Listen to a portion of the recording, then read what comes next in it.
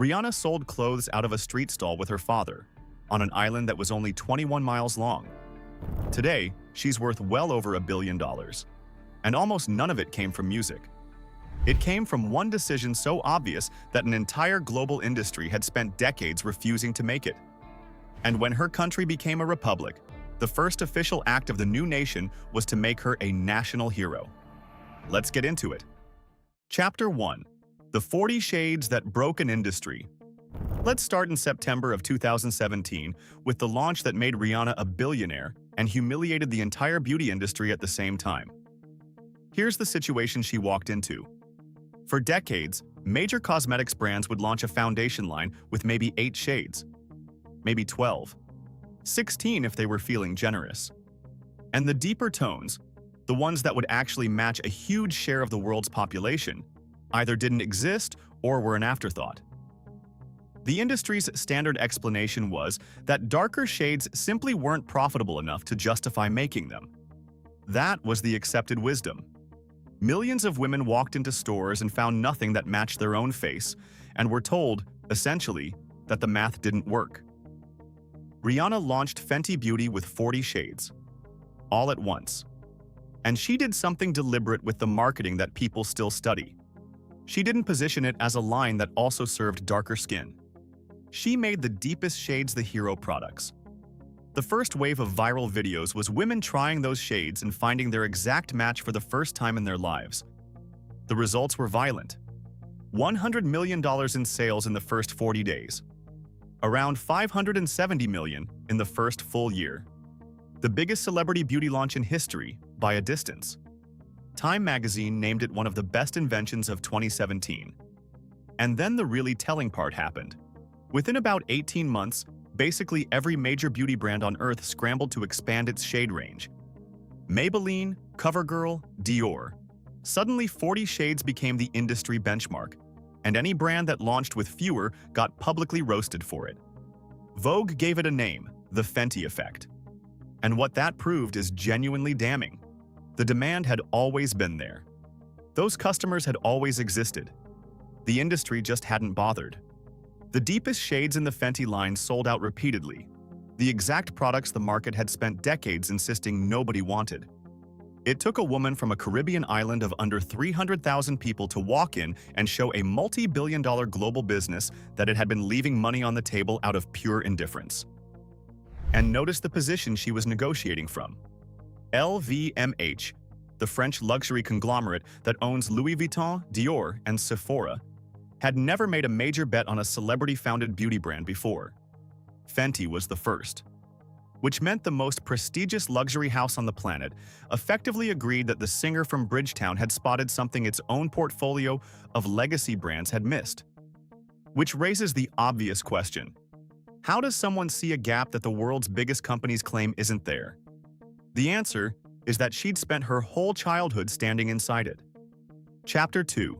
The 3-bedroom bungalow in Bridgetown. Robin Rihanna Fenty was born in February of 1988 in St. Michael, Barbados, and raised in Bridgetown, the island's capital. And her childhood was not the postcard version of the Caribbean. The family lived in a 3-bedroom bungalow. Her mother, Monica, was an accountant. Her father, Ronald, supervised a garment warehouse. And from a young age, Rihanna worked. She and her father sold clothes out of a stall on the street. Picture that for a second because it matters later. The woman who now co-owns one of the most valuable beauty brands on the planet started out in retail, literally, on a Bridgetown sidewalk, learning what people will and won't buy. But home was hard. Her father struggled with addiction, crack cocaine and alcohol, and she's spoken publicly about the violence in her parents' marriage, about physically putting herself between them as a child trying to stop the fighting. Her parents separated when she was 14. She said that the toughness people see in her didn't arrive with fame. That skin, in her words, had been developing since her first day at school, and she couldn't have survived fame without it. And there are 2 details from those years that I love, because they tell you exactly who she was becoming. First, she was an Army cadet in a sub-military program that trained with the Barbados military, and her drill sergeant was a girl named Chantel, who'd go on to become a hit singer herself. 2 future international recording artists, one of them barking orders at the other on a parade ground in Barbados. And second, she sang constantly, on the beach, at pageants, in clubs, so relentlessly that her neighbors nicknamed her Robin Redbreast after the bird. She was, by every account, absolutely certain she was going to get out. And then, in 2003, a total coincidence walked onto the island. Speaking of that mix of drill ground discipline and absolute certainty, a lot of it comes down to how the brain performs when the moment matters. That's the idea behind an audio series called the Genius Switch. It's based on the neuroscience of the flow state, that mode where focus and creativity click at the same time. And the whole routine is just listening with headphones a few minutes a day. It's a one-time $39, less than a single online course, and it's backed by a 90-day money-back guarantee, so you can test it on yourself with nothing to lose. If you're watching on your TV, pause and scan the QR code on screen with your phone camera or tap the first link in the description. Now, back to the stranger who stepped off a plane and changed everything. Chapter 3. The Audition. That almost didn't happen. An American record producer named Evan Rogers was on vacation in Barbados with his wife Jackie, who happened to be Barbadian. And through a chain of family friends, the mother of one of Rihanna's friends knew Rogers' wife. Somebody pushed for a 15-year-old girl and her two classmates to get an audition. Rogers got asked for auditions constantly. He was a serious producer and this was his holiday. He agreed reluctantly. The girls came to his hotel room and Rihanna sang. And the way Rogers describes what happened is the kind of quote that gets carved into a career. The minute Rihanna walked into the room, he said, "It was like the other two girls didn't exist." He asked her to come back the next day with her mother. What followed was fast and brutal in the best way. Rogers brought her to the United States to cut demos, living with him and his wife. And in January of 2005, he got her an audition at Def Jam Records, in front of the label's brand new president, a rapper named Jay-Z. She was 16 or 17, standing in a lobby, and she later said she was just shaking. Then she sang Whitney Houston's For the Love of You, and a song called Pon de Replay. Jay-Z's assessment was blunt. He said it took him 2 minutes to see she was a star, and he signed her in one day. The label executive L.A. Reid reportedly told him not to let her leave the building before the contract was signed. Jay-Z's own version of the line to her was that there were only two ways out, through the door after she signed, or through the window. She signed a 6-album deal that same day and moved from Barbados to New York, living with Rogers and his wife. And here's a detail worth noting. Her first 2 albums, Music of the Sun and A Girl Like Me, leaned hard into Caribbean sound. Pon de Replay is a dance hall record, and the title of that debut album is about as Barbadian a statement as you can make. She didn't arrive in America and sand the island off herself. She led with it. Over the next decade, she became one of the biggest pop stars on the planet. #1 hits, Grammys, stadium tours, the whole machine. But here's the part that defines her actual fortune. At the peak of all of it, she basically stopped.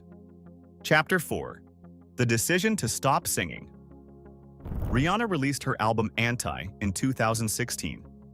And then, as a recording artist, she went quiet for years. No new album, no world tour cycle. For an artist at the absolute top of the industry, that's close to commercial suicide because the standard model of a pop career is a treadmill. Album, tour, promo, repeat, forever, because the moment you stop, the money stops. Rihanna got off the treadmill on purpose. And the reason is the single smartest thing in this entire story. Touring and album sales are income. You have to keep showing up and performing to get paid, and when you stop, it dries up. Ownership is equity. You build the asset once, and it keeps generating money whether you're on stage, on vacation, or asleep. She looked at the difference between those two things and decided she'd rather own companies than sell tickets. So in 2017, she launched Fenty Beauty in that 50-50 partnership with LVMH.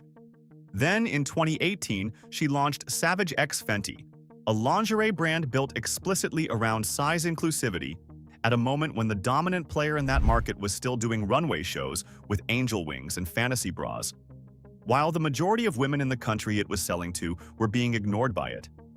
It's the exact same play she ran with foundation shades.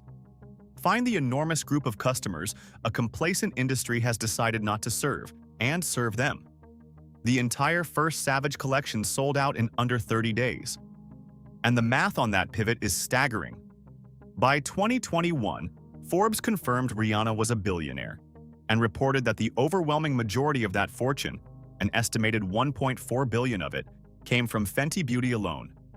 Not from 9 albums, not from a decade of touring, from makeup, from a business she'd been running for 4 years. The woman is one of the best-selling recording artists in history, and her music is close to a rounding error in her own net worth. Chapter 5. The Ownership Math. Here's the piece most people miss, and it's the actual engine. It's not that Rihanna has successful brands, it's how much of them she owns. The typical celebrity beauty arrangement is a licensing deal. A company builds and runs the product, slaps the famous person's name on it, and pays them a royalty. A small slice. The celebrity is essentially a rented face. Rihanna didn't do that. Forbes has reported that she owns 50% of Fenty Beauty, a full half, in equal partnership with LVMH, and she holds a reported 30% or so of Savage x Fenty, which hit a $1 billion valuation after raising $115 million in 2021, with investors including Jay-Z's venture fund. She's not the spokesperson, she's the co-owner, and she's been hands-on, personally testing products and signing off on shades. But I want to be straight with you about where things stand now, because the numbers have moved. Forbes revised her net worth downward by roughly $400 million, citing flat Fenty Beauty sales through 2024 and 2025. The beauty market got more competitive, and the inclusivity advantage she invented became the industry standard, which means her original edge is now just table stakes. Current estimates put her somewhere in the range of $1.4 billion, down from a peak of $1.7 billion. There's also been reporting that LVMH has explored selling its half of Fenty Beauty. So this isn't a straight line up and to the right. It's a real business with real headwinds. And that's exactly why she kept diversifying. Fenty Skin, then Fenty Hair in 2024, extending the same brand architecture into new categories. She also stepped back from the CEO role at Savage x Fenty in 2023 to become executive chair, bringing in outside operators while keeping strategic control. That's a founder behaving like an actual business person rather than a celebrity. Hand the day-to-day to professionals. Keep the equity and the vision. But the most interesting thing about Rihanna's money isn't how much there is. It's the sheer strangeness of where it came from. Chapter 6. The wealth facts that don't make sense. Line up a few facts about Rihanna's fortune next to each other, and they start to look almost absurd. Fact 1. She is routinely described as the wealthiest female musician in the world, and she hasn't released a studio album since 2016. Think about how strange that is. There are artists grinding out records and touring 300 nights a year who will never come within a fraction of her net worth, and she got there during a decade in which her main musical output was the occasional feature. Fact 2. Fenty Beauty made $100 million in 40 days. Not 40 weeks. 40 days. For comparison, a wildly successful conventional product launch measures its first-year revenue in the tens of millions. She did 9 figures in under 6 weeks and generated something like $72 million in earned media value in the opening month alone, meaning the free publicity was worth more than most companies' entire marketing budgets. Fact 3. Her 2 companies have carried a combined valuation north of $3 billion, and she built both of them after she was already famous enough to simply coast for the rest of her life. She had every possible excuse to take endorsement checks and go to the beach. She started companies instead. Fact 4, and this one is my favorite. When she headlined the Super Bowl halftime show in 2023, the most watched stage in the world, she was paid nothing. The NFL famously doesn't pay halftime performers. The league covers production costs, and the artist takes the exposure. And she'd turned the gig down once before, in 2019. So think about what actually happened there. The biggest promotional platform on Earth, and Rihanna showed up wearing her own Fenty Beauty product, paused mid-performance to touch up her face with it on camera in front of over 100 million people, and turned the world's most expensive advertising slot into a commercial for a company she owns half of. She wasn't the entertainment. She was the client. And fact 5, the one that actually explains all of the others. She stopped selling her time and started selling products she owns. A concert is a transaction where Rihanna has to be physically present. A tube of Fenty foundation sells in a Sephora in Kuala Lumpur at 3 in the morning, while she's asleep in another hemisphere. That's the whole difference, and it's the reason a woman who stopped making music got richer than every woman who didn't. And what she's chosen to do with the results is where the story comes back to a small island in the Eastern Caribbean. Chapter 7. The Foundation, named after her grandparents. In 2012, years before Fenty Beauty, before the billionaire headlines, Rihanna started a foundation. She named it the Clara Lionel Foundation, after her grandparents, Clara and Lionel Braithwaite. And the first major thing it did tells you everything about how she operates. Her grandmother Clara had died of cancer, and she'd been treated at the Queen Elizabeth Hospital in Bridgetown. So Rihanna donated $1.75 million to that same hospital to buy modern radiotherapy equipment. And the department was renamed the Clara Braithwaite Center for Oncology and Nuclear Medicine. She didn't write a generic check to a big charity. She went to the exact building where her grandmother was treated, in her hometown, and upgraded the machines so the next family would get better care than hers did. From there, the foundation scaled up, and its focus is smarter than typical celebrity philanthropy. Its core pillars include climate resilience and climate justice, which, if you think about it for 2 seconds, is the single most existential issue facing Caribbean islands. These are small nations that contribute almost nothing to global emissions and get flattened by hurricanes that are getting stronger. When Hurricane Maria devastated Dominica in 2017, the foundation was involved in rethinking how disaster response actually works. And the giving during the pandemic was fast and concrete. $5 million to global COVID relief, personal protective equipment, ventilators sent to Barbados, and, in a partnership with Jack Dorsey, 4,000 iPads for Barbadian students who'd been knocked offline by school closures. By the foundation's own reporting, it has leveraged tens of millions in grants across multiple Caribbean countries and U.S. states, with total philanthropic investment reported at over $100 million. Health, education, disaster response, climate. Not ribbon cuttings, infrastructure. And in 2021, her island did something about it that no other country has done for a pop star. Chapter 8. The First Act of a New Republic. On November 30th, 2021, Barbados stopped being a constitutional monarchy. After centuries under the British Crown, the island removed Queen Elizabeth II as head of state and became a republic with its own president. And on that night, in Heroes Square in Bridgetown, the brand new nation performed one of its first official acts. It declared Rihanna a national hero of Barbados, the 11th in the country's history. Prime Minister Mia Mottley conferred it personally. Rihanna stood there alongside Garfield Sobers, the cricket legend, in front of the new president, on the exact date marking 55 years since independence from Britain. A nation reintroducing itself to the world chose, as one of its founding gestures, to honor a woman who used to sell clothes from a stall a few streets away. And it wasn't the first title either. In 2018, Barbados had already named her an ambassador extraordinary and plenipotentiary, an actual diplomatic appointment, with a specific brief: promote education and tourism. There's a street in her old neighborhood now called Rihanna Drive. So let's be honest and precise about what rebuilding her home island actually means, because she isn't out there pouring concrete or developing resorts. What she's doing is arguably more useful. She upgraded the cancer equipment at the National Hospital. She put iPads in the hands of thousands of students. She sent ventilators when the island couldn't get them. She's funded climate resilience work for a region that is genuinely on the front line of it. And she is, by a wide margin, the most powerful marketing asset a country of under 300,000 people has ever had. An official ambassador whose entire global brand is stamped with her own surname, Fenty, a Barbadian name now sitting on shelves in Sephoras on every continent. And that's the thread that ties this whole empire together. She built a billion-dollar business by understanding exactly what it feels like to be overlooked. To be a person the market decided wasn't worth serving, from a place the world mostly thinks of as a vacation photo.